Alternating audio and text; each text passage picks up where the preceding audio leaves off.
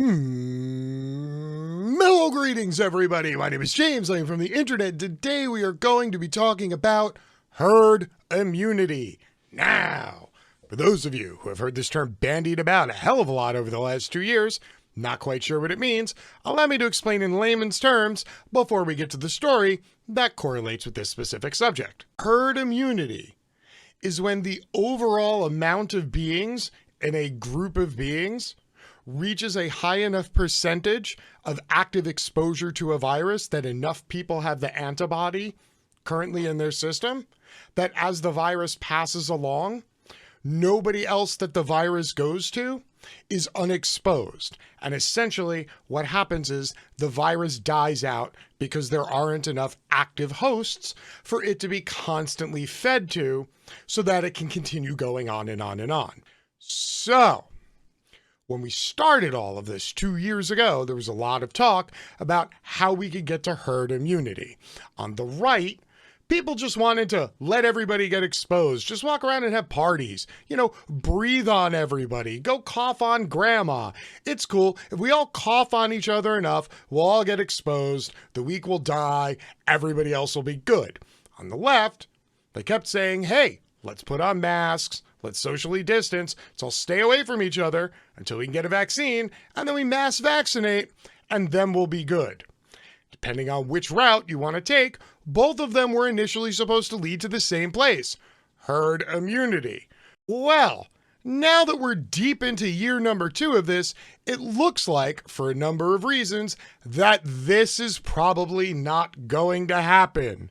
Reaching herd immunity is unlikely in the US, experts now believe. Widely circulating coronavirus variants and persistent hesitancy about the vaccines will keep the goal out of reach. The virus is here to stay, but vaccinating the most vulnerable may be enough to restore normalcy.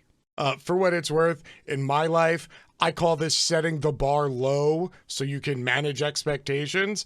It works for me individually. I don't know how it works for 8 billion people on the whole, but we'll take a look at it. Early in the pandemic, when vaccines for the coronavirus were still just a glimmer on the horizon, the term herd immunity came to signify the end game, the point when enough Americans would be protected from the virus so we could be rid of the pathogen and reclaim our lives. Now, more than half of adults in the United States have been inoculated with at least one dose of a vaccine. But daily vaccination rates are slipping, and there is widespread consensus among scientists and public health experts that the herd immunity threshold is not attainable, at least not in the foreseeable future, and perhaps not ever. Now, back in the beginning when we were talking about herd immunity, the rough goal number was 80% of people. Now, that doesn't mean you hit 80% and it's a video game and the "you win" banner drops down and you're done with the game and then you just put down the controller and walk away. It's a target that you have to continually obtain. But roughly, that was the percentage they were looking for. Instead, scientists are coming to the conclusion that rather than making a long-promised exit, the virus will most likely become a manageable threat that will continue to circulate in the United States for years to come, still causing hospitalizations and deaths, but in much smaller numbers. How much smaller is uncertain and depends in part on how much of the nation and the world becomes vaccinated and how the coronavirus evolves. It is already clear, however, that the virus is changing too quickly, new variants are spreading too easily, and vaccination is proceeding too slowly for herd immunity to be within reach anytime soon. The shift in outlook presents a new challenge for public health authorities. The drive for herd immunity, by the summer, some experts once thought possible, captured the imagination of large segments of the public. To say the goal will not be attained adds another why bother to the list of reasons that vaccine skeptics use to avoid being inoculated. Now, as somebody who is married to an immunologist who works in public health, I can tell you that a lot of public health officials have penciled Memorial Day as the day at which they had to have the highest number of people vaccinated as possible. Why? Because going into the second summer of this, they know there is no fucking way they can keep half of people just locked in their houses for another summer. It's too much. People are at the sanity breaking point. So come Memorial Day, people are going to start flooding to parks and beaches and everywhere else around the country, and it's game on. Now, Why is the number so low? Well, I have two things I want to show you so you can get an idea of why there are so many people who are opting to not get vaccinated. Does it, is there any intention of tracking folks? Nope. Is there any in the vaccine? We heard about an injection of a tracking device. Is that being done anywhere? In Orange County? I'm sorry, I just have to compose myself. There's not a vaccine with a tracking device embedded in it that I know of exists in the world. Period. So that was from a county board of supervisors meeting out in California a few days ago. I've been told this piece of video made the rounds, and people on the left absolutely lost their mind and completely annihilated people over this, including the county supervisor. While I gotta say, when I first heard it, my knee-jerk reaction was to say, oh my lord, I can't believe this happened. There's a larger story here. The unusual moment unfolded as Orange County's top public health administrator, Dr. Clayton Chow, answered questions from members of the County Board of Supervisors, including Supervisor Don Wagner, who asked that question. Turns out, after all the blowback, Don Wagner had to have a little press conference to explain to people the reasoning for the whole line of questioning in the first place. Quote, while preposterous to so many of us, thankfully, it truly is a myth that we have had to constantly address in Orange County, Chow told reporters. And I know for a fact the supervisor does not indeed believe this myth as he was painted by so many outlets. Wagner said he does not believe in vaccine conspiracies and said such myths have to be called out in public settings. Quote, vaccine hesitancy is a real concern. It is a real thing. We're hearing about it on the Board of Supervisors, and it is responsible leadership to take on those fears head on and work to quell them. And here is a picture from Twitter from about a month ago when Don Wagner got the Johnson & Johnson shot. Also, that's literally Dr. Chow giving him the shot. And this is a month before that ill-fated conversation and subsequent press conference. Paul Cleary, a professor of public health and sociology at Yale University, said open dialogue, even based on an outlandish premise, is helpful. Quote, I actually found this exchange interesting, and I think airing this could be beneficial, not harmful. This exchange convinced me that even otherwise reasonable people in leadership positions have questions about what I think of as outlandish ideas. When I am asked a question, I try to provide information that addresses their concerns. I think that's a useful approach, irrespective of the nature of the question, even if it seems outlandish. So yes, a lot of people grilled Bob Wagner after that clip went viral, but what it did was it spawned a lot of conversation about what does and does not happen with vaccines.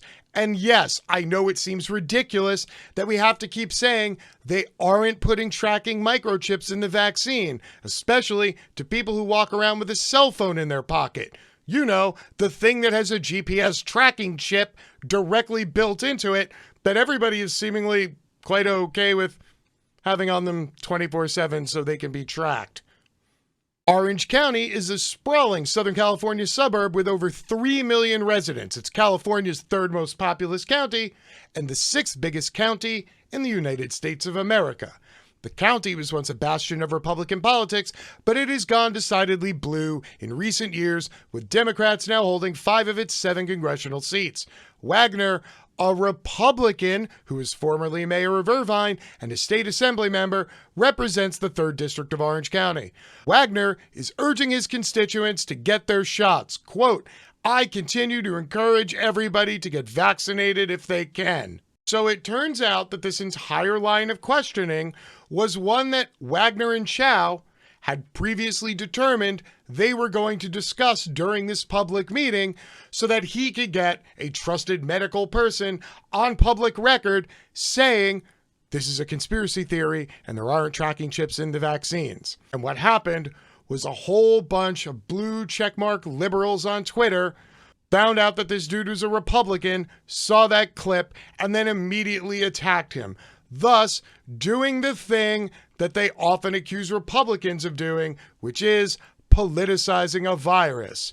Yeah, I know it's not very popular to come on here on act.tv and take a swipe at people on the left, but I have to tell you, this is the sort of behavior that drives the kind of ignorance that inspires people to believe in conspiracy theories in the first place, as opposed to using this as an opportunity to have a conversation, which we were told is a very good way to slowly erode confidence in conspiracy theories amongst people who believe that sort of thing. But apparently, it's really fun to just go attacking anybody who's a Republican who says something that you think you can get a few extra retweets and clicks out of. Meanwhile, this guy's literally trying to speak to his Republican constituency in such a way that they might listen and might go get vaccinated. But instead, blue checkmark click cores want to get the sweet, sweet juice. Oh yeah, just give me a few more clicks. Oh, give me the rage clicks. Tisk people, you shouldn't be doing this. And if you want to know why, let me show you what that sort of shit leads to. Why COVID-19 conspiracy theories persist. Daniel Roberts hadn't had a vaccination since he was 6 years old. No boosters, no tetanus shots, no nothing. His parents taught him that inoculations were dangerous. And when the coronavirus arrived, they called it a hoax. The vaccine, they said, was the real threat. So when the 29-year-old Tennessee man got his COVID-19 shot at his local Walmart last month, it felt like an achievement, a break with his past. Quote, 500,000 people have died in this country. That's not a hoax. I don't know why I didn't believe all of it myself. I guess I chose to believe the facts. And I know this is going to be a shocker to a lot of people on the left, but you know what?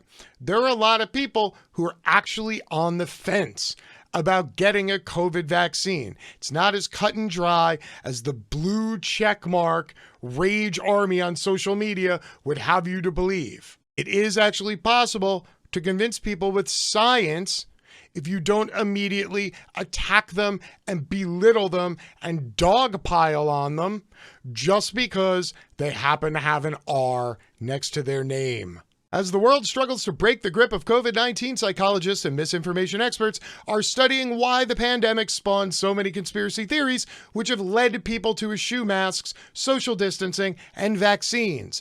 They're seeing links between beliefs in COVID-19 falsehoods and the reliance on social media as a source of news and information. And they're concluding COVID-19 conspiracy theories persist by providing a false sense of empowerment, by offering hidden or secretive explanations that give the believer a feeling of control in a situation that otherwise seems random or frightening. Now, here's where I remind you of something I have mentioned in passing in at least a couple of other videos. Right now, the right-wing, granola-eating hippie, no vaccine, use crystals and iodized salt to, clean your chakras. Yeah, the largest growing demographic of people who are down with that shit, those are right-wingers. Those are new age libertarians. Yeah, I know a lot of you are thinking that, and you're thinking Jenny McCarthy from 10 years ago and liberal soccer moms in Colorado deciding that vaccines cause autism, and you're just caught up on that shit. Yeah, the right wing has far surpassed the left on that shit. You got Merkala, you got naturalnews.com, you got David Avocado Wolf, you got David Icky. You got all these people forming an entire ideology on the one bad study that was done by Wakefield that got people up in this tizzy about vaccines decades ago to start with. And because people who are primarily on the left, who are surrounded by people on the left, no longer saw that sort of talk in their communities, they thought that thing was just gone. No, not at all. That shit's thriving. It's just not thriving amongst the 18 people in your circle of Facebook friends. About 1 in 4 Americans said they believe the pandemic was definitely or probably created intentionally, according to a Pew Research Center survey.